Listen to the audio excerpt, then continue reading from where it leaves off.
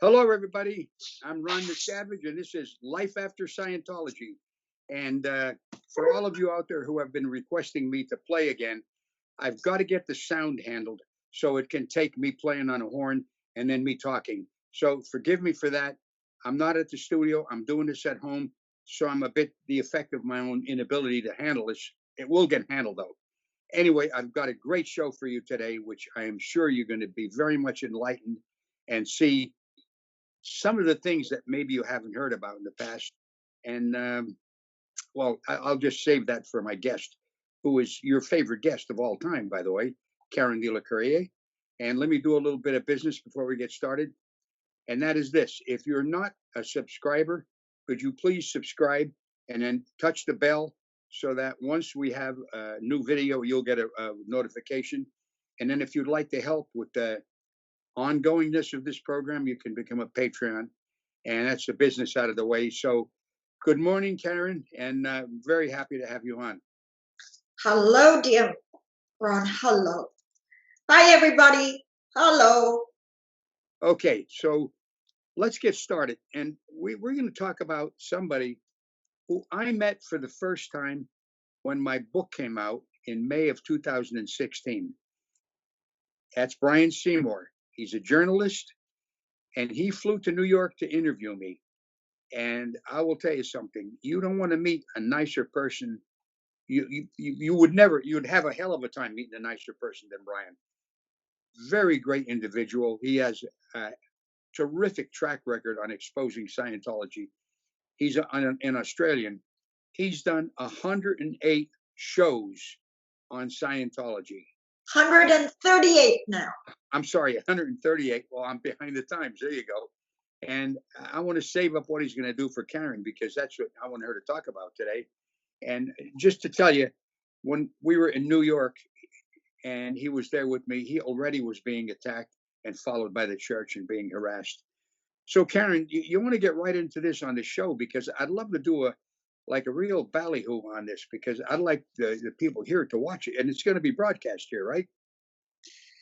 It's actually streaming from the network called 7 News in Australia. It's always accessible. Their shows are accessible globally. I don't know if they're going to, have the link on their site. Eventually it'll go on YouTube, but the whole world will be able to see it. Oh, okay. You say channel 7 in Australia? Yeah, it's called 7. Yes, they call it 7 News. They call it 7 News. It's a nationwide channel in Australia, seen coast to coast. Okay. Right? And Brian is an investigative journalist and a TV host. And what he said was this was a groundbreaking series, the documentary, in 10 parts. Imagine how much footage they have for this to go on either for 10 days consecutively or once a week like the Aftermath for 10 weeks. It's a documentary exposing Scientology and their darker side, and it's called Black Ops, Black Operations. Sounds like CIA. Wow. Huh? 10 shows. That's a lot of information. 10 shows starting this Thursday, July 9th. This Thursday, July 9th. So Thursday, July 9th, and it's channel 7 News in Australia. And I guess if you go to their website, you can find out how to stream it there. Is that right or no? Well, I'm a little fuzzy. I don't want to give out any incorrect data, but if one just goes to Brian, on Twitter, they tweeted out the announcement of this show. Okay. So just going channel 7 News on Twitter or on Brian Seymour's Facebook timeline, it'll give the updates. Okay, so look. Apparently, this is a bombshell. This is a bombshell. This is comparable to after. I mean, there's high expectations of what is it. So, yeah. Well, look at Karen. You met Brian, haven't you? Oh yeah. Oh yeah. We did a show together, but Brian came and visited with me while he was filming all this. I've got to post some pictures. I hid the pictures and kept it all secret till the announcement was made. Yeah, we just spent an afternoon together when he was filming this documentary. Why don't you go into some of the stuff that the church has done to Brian? Because I think that's interesting. God.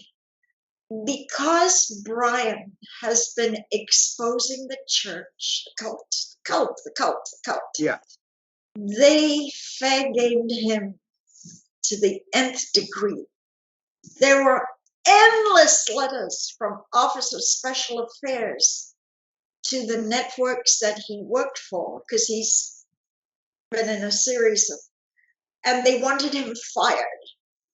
And they just slimed him and smeared him. He has a hate page on Stan. And they can't really find any dirt on him. So they say, he's a bigot, and he's a fraudulent journalist. And there's nothing except hyper hate. Yeah. Cult doesn't realize how bad they look when they make a hate page, just exuding hate. It's total hate. It's not factual. There's no data. Yeah. It's just absolute hate. They just can't put a mirror up and see how they look. Mirror on the wall. Who's the hater of them all? The Cult of Scientology is the hater of them all. And hate pages. How do you live with that hate coming out of you every day from morning to night? What kind of a life is this?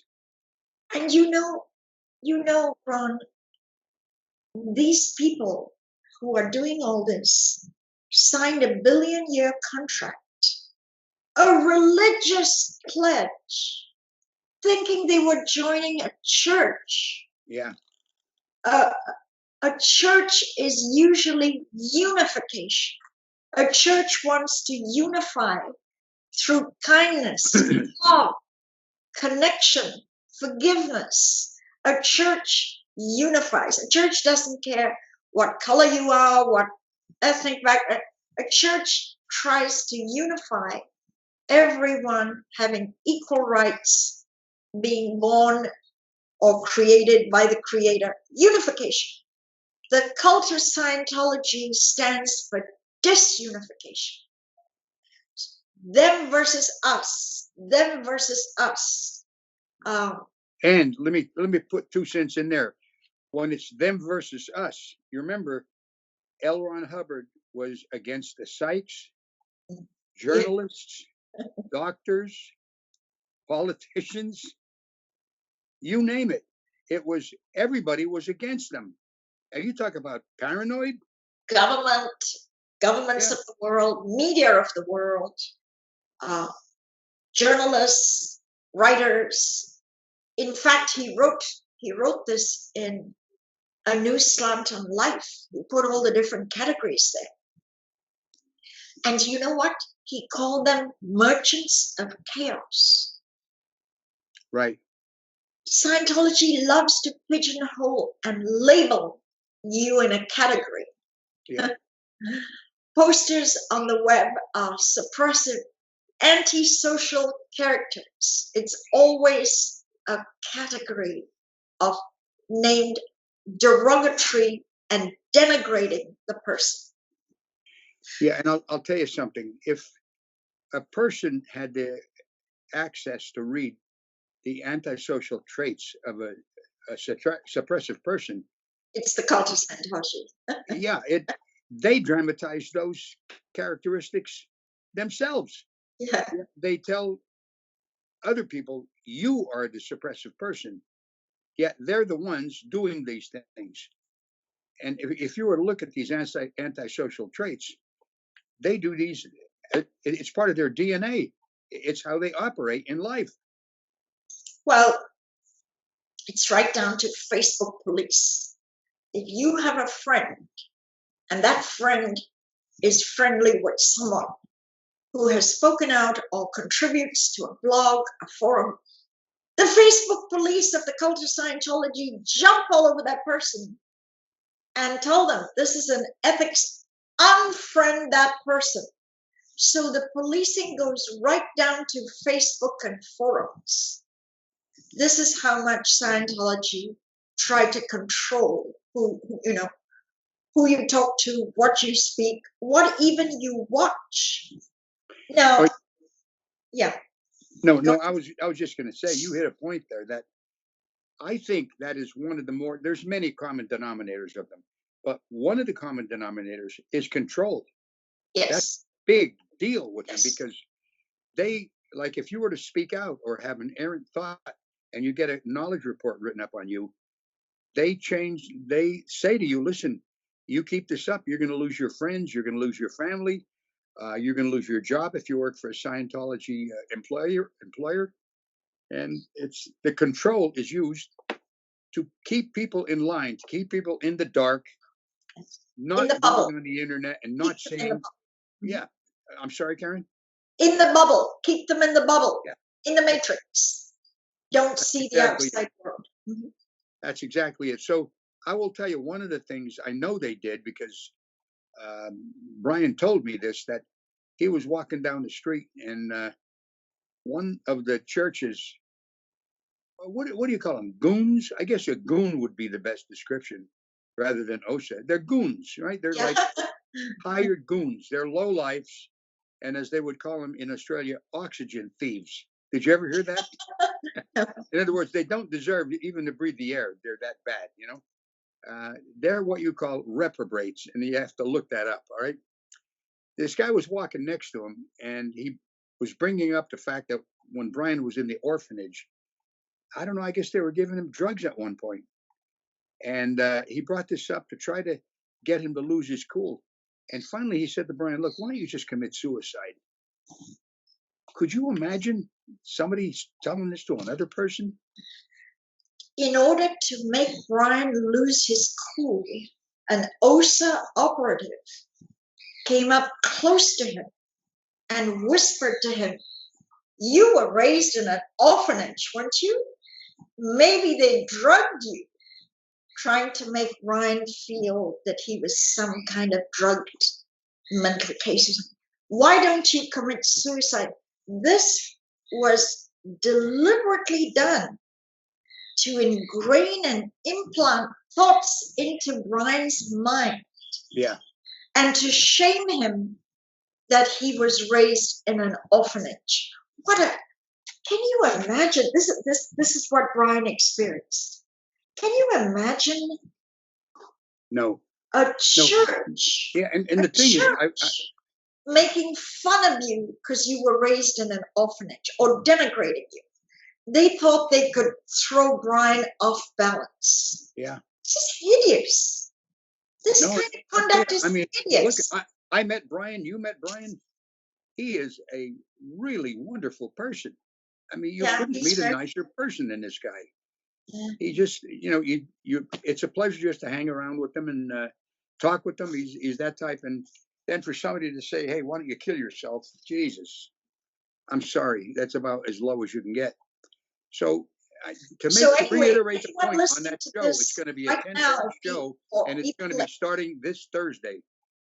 Please, I want to get a couple times in so people watch this because this is important, and we're giving it advance notice. So you want to say it again, Karen? Yeah. And for those who watch this later, the show is called Black Ops, and it's on 7 News, Australia, 7 News. You'll get it on YouTube or you'll get it on their channel. 10-part documentary exposing the cult of Scientology. And I don't get it as just a rehash of old stories. This is a groundbreaking new show that the crew spent some weeks on. And This starts airing Thursday, July 9th. So if you're watching this, please don't miss the start of the show.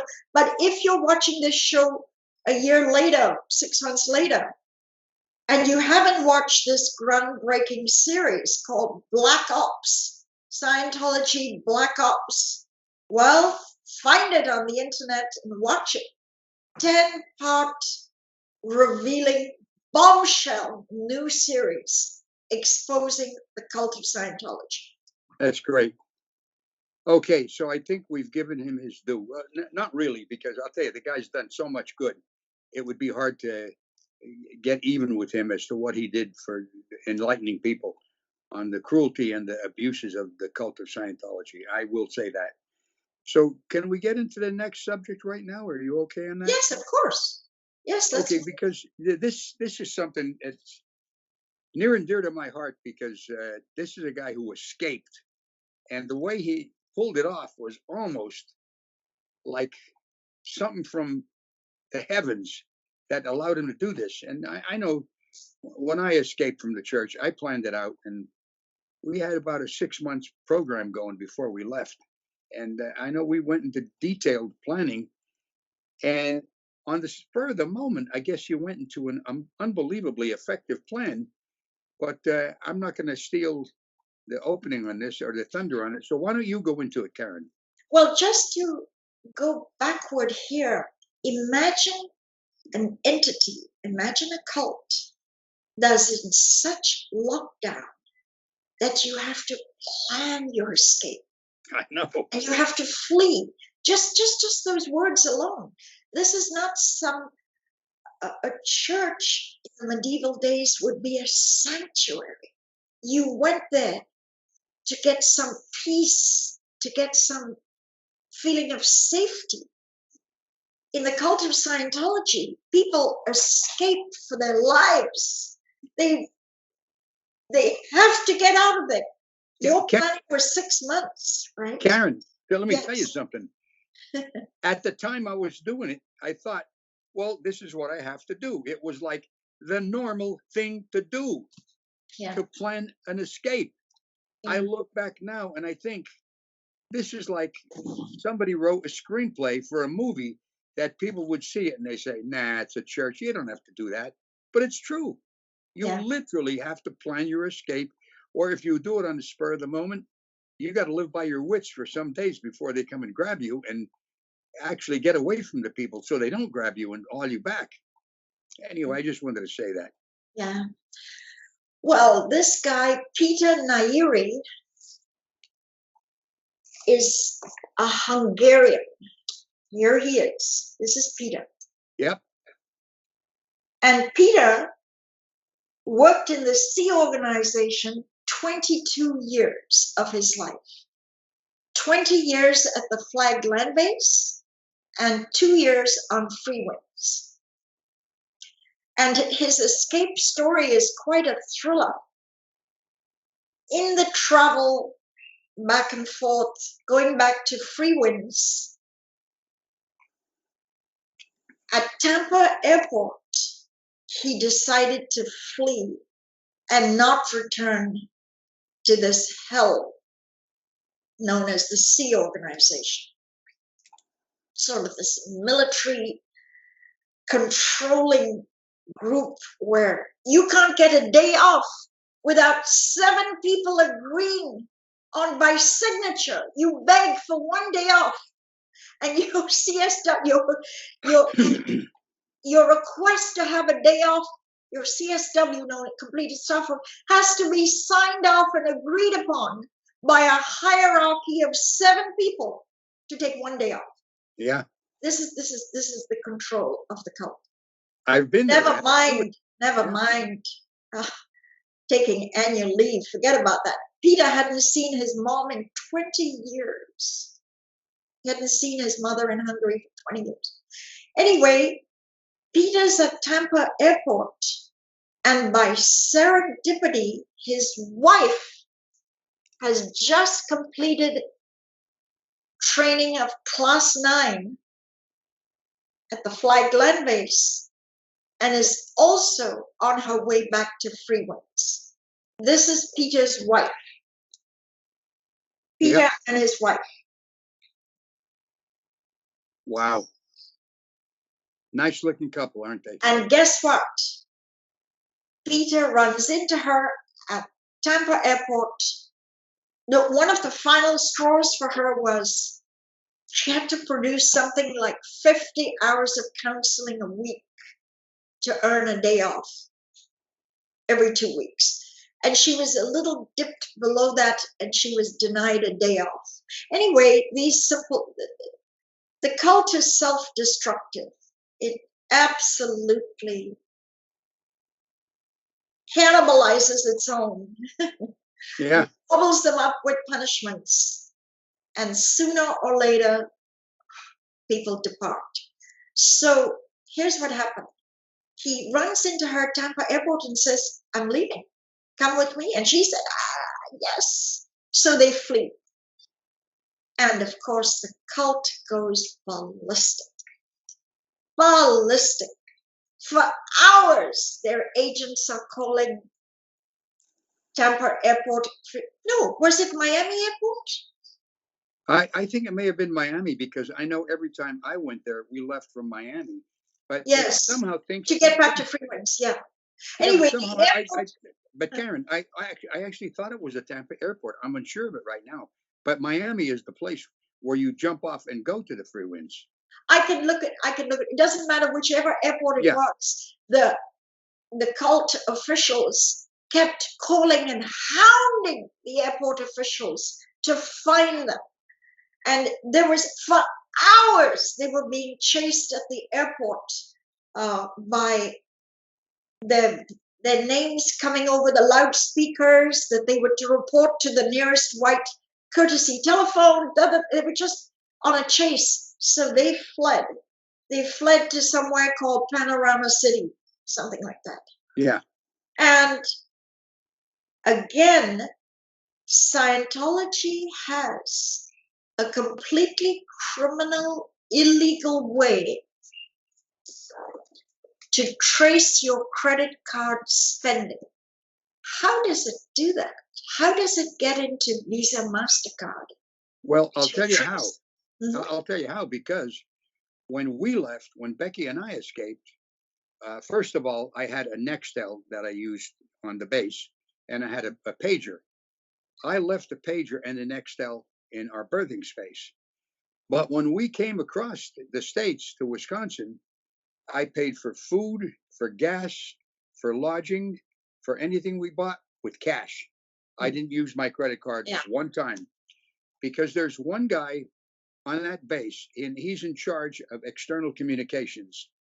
He is a registered travel agent, so that means that he can buy you an airline's ticket.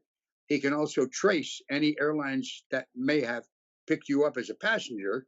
And he can also access your credit card, which I don't know how they do it, but they do it. And if you use your credit card, they know exactly where you are. And they would go to this trouble. If they knew where you are and guessed where you're going, they would hire a private plane to fly people out with a couple goons in there to grab you and take you back. Yeah, they do that. They believe they're federal marshals, that they can take custody of your body. They literally can kidnap you, and they've done it several times. Yeah. So we're talking about him and his wife. They're in Panorama City. They're in a motel, and the Scientology operatives find out through credit card, through devious means, and they keep calling the management of the motel, and they cook up incredible lies. They say they need certain drugs. They have a very serious medical condition. Connect us with them. They could die if they don't have this medication. They could die. Imagine if you're a small hometown receptionist and you're told put through to room 221, and you don't, and these people could die because of medication. It's all cooked up, all lies. Well, here's the thing, Karen. A person like a small hotel or a motel, that girl couldn't conceive in her mind that people would lie about this. Yes. It's an inconceivable story to tell and pretend that it's true. Yeah. So yeah, I can see her saying, well, you're right. I got to put him through so he doesn't die. I think Peter had specifically told them not to let phone calls through.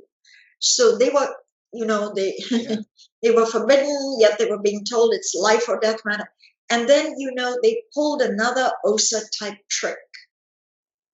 They accessed all her Facebook and her this and that, and they said, you were bringing a mail pack back to Freewinds, and it had $10,000 in cash. And by leaving, you are guilty of stealing $10,000, which was all fabricated. There was no $10,000. But in order to make her respond to a Facebook message or whatever, she was being accused. Do you see that? Yeah. Do you see the diabolical fabrication? OSA will lie. They will manufacture hogwash, hot air, just to achieve a purpose. This is an entity that screams they're religious. This is an entity that screams in the law courts. They're a church, First Amendment. Well, in their mind, they're a mob. This is the religious mob. Yeah. This is a harmonic. They don't act quite like a mob, but in terms of if there could be a religious mob, this is it. Of course, religion is all pretense. Because they've got this thing that you're a spirit, they're going under we're dealing with the spirit, therefore we're a religion. Yeah. But in their minds, anything justifies the end. The means justifies the end, because they have people brainwashed into thinking that every man, woman, and child on this planet's future depends about using Scientology right now. All right. Yeah. And that is in their minds, and it's implanted in your study on a daily basis, 2.5 hours a day, just on everybody around you parroting this to each other. And it's a constant state of mind that you're kept in. So you actually think it's right. Yet, what are they going to teach you? How to wash your windshield wipers with newspapers? Is that the tech, and handy things like that? I mean, listen, I keep on slipping and saying the Church of Scientology. I want to apologize for that. I mean, this is truly one of the most, I wouldn't necessarily use the word vile, although I'd say one of the most clever cults that ever existed, probably. Very, very clever. But anyway, so let's get back to this on the motel and them trying to get in touch. What happened then? Well, Peter outfoxed them. They had some trouble in Florida, motel type trouble. They went back to Hungary. Both landed on their feet. Peter ended up working for Procter and Gamble, which is P&G, Fortune 500 company. He speaks fluent English, and of course he's Hungarian. So they landed on their feet. They're doing really well. They, they had a happy ending. That's important. That's important. That they got out and they're enjoying freedom on this point. And of course, they declared suppressive person. Because in the cult of Scientology, if you depart, in fact, L. Ron Hubbard defined somebody who left the Sea Org as psychotic. Imagine the propaganda of changing definitions of the world. You depart that entity, you leave the Sea Org, and you're a psycho. Yeah. This he says, anyone who leaves the Sea Org is psychotic. It's in a flag order. Yep. I do remember it. What on earth? Well, it is what it is. And what you're saying, I've experienced it myself because I was on staff for 26 and a half years. Yeah. And that was drummed into everybody. You know, anybody who leaves the C organization is not only psychotic, they're suppressive. Yeah. They have all of those traits ingrained in them. But anyway, I'm glad Peter had a great ending, him and his wife, and they're doing happy well. Ending. Happy ending. Yeah, Happy that's ending. May this couple prosper and thrive. Peter that's wonderful. And the wife he grabbed at the airport for a full escape from the C organization. Mm-hmm. This is wonderful. Well, listen, what can we get out of this as a lesson in life? What do you think, Karen? Well, signing a contract is something you really need to step back and think about. Never mind for a billion years. Yeah. What are you, where is your head? If you read that wording in the CO contract, it says you pledge to do whatever the CO wants of you. I mean, it's very open-ended. Yeah. And you and I know that Scientology doesn't give a hoot in hell about a marriage. They don't care if you just got married and if you and your wife are separated by 30,000 miles. One will be shipped to Australia, one will be shipped to the United Kingdom. They don't, marriage means nothing in the seal. Yep. And so be aware, I think the lesson learned is be careful of what you get into because it may not be easy to get out of. That's a very succinct but all-encompassing statement, and I agree with that. But if you do get into it, be ready to walk out at a moment's notice that you realize you got yourself into a trap. Okay? I mean, that's, but I think the lesson learned should be asking yourself, by signing this contract, what am I getting into? Yeah. And the double question is, by signing this contract, how easy will it be to get out of? Let's end the show with those into two and out of, huh? That's true, because it is like the Roach Motel. You can check in, but you can't check out. Okay, so anyway, Karen, this has been another wonderful time, and my pleasure. My pleasure. A half an hour of not entertainment, but enlightenment. But I hope it entertains too, because educational. It's educational. True facts. True facts. So keep tuning in to Life After Scientology, and remember to subscribe if you haven't done so. And please, if you'd like to, you can become a patron. Just go to therealronmiscavige.com. Meanwhile, this is not the end of Karen and I talking about these things and enlightening you. I'm sure there's going to be a lot of future events that you can tune in and gain from her wisdom of actually walking the walk. Okay. So from me and Karen, I'd like to say, I'll see you on the next episode. You have something to say goodbye, Karen? Bye-bye, everybody. Thanks, Ron. Yeah, it's my pleasure. To our next show. Bye-bye. Okay. Bye-bye, everybody. See you on the next episode.